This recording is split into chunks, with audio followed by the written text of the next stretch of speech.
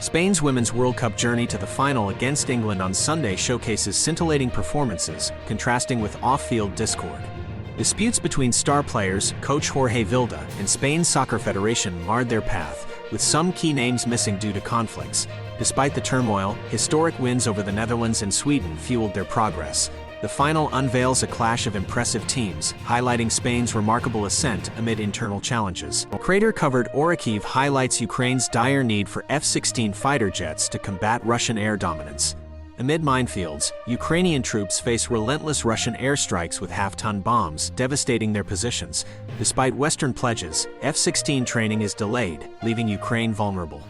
Urgently required for air superiority, F-16s remain a lifeline for Ukrainian forces, aiming to halt Russian advances.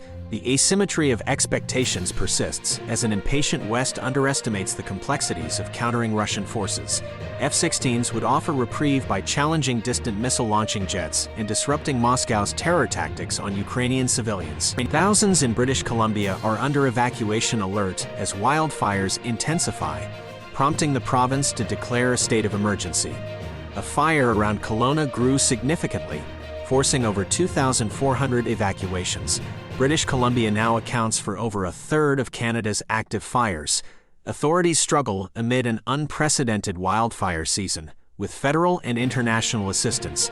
Meanwhile, the city of Yellowknife in the Northwest Territories evacuated due to an approaching blaze, with residents seeking refuge in neighboring provinces.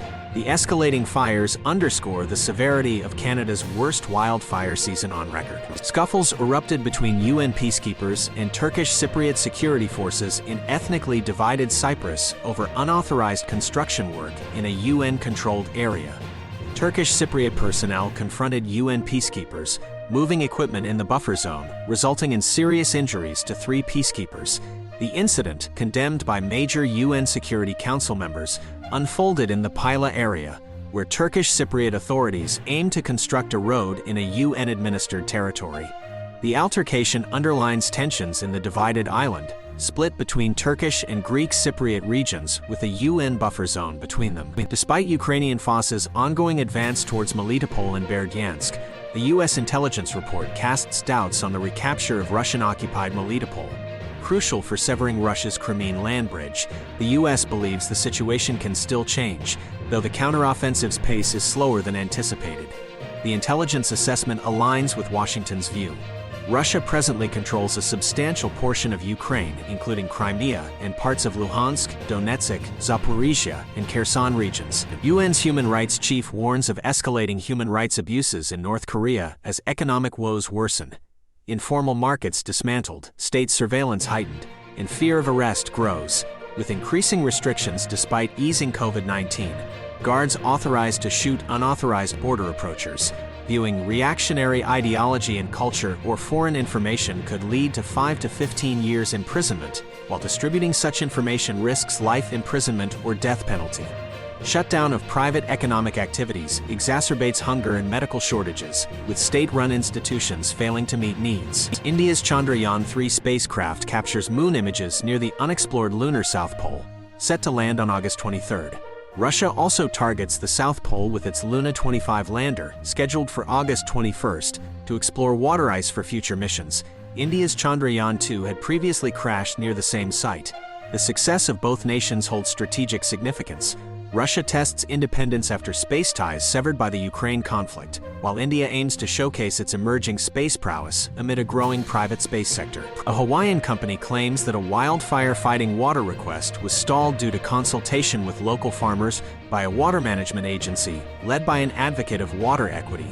West Maui Land Company asserts that their request was initially denied as it required farmer consensus. Although no direct link between water equity and the delay was established, criticisms arose over the agency head's past statements.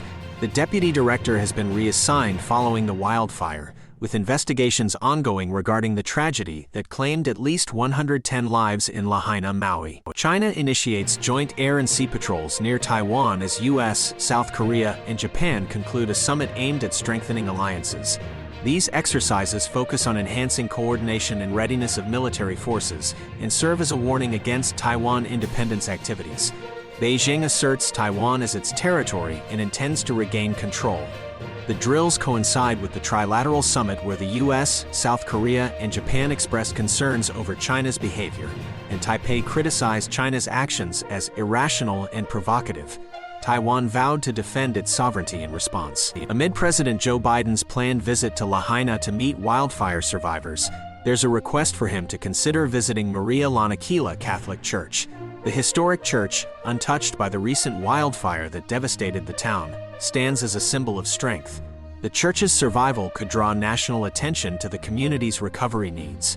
While acknowledging the president's limited time and ongoing recovery efforts, the church emphasizes its support for survivors, praying for comfort and resilience in the face of loss.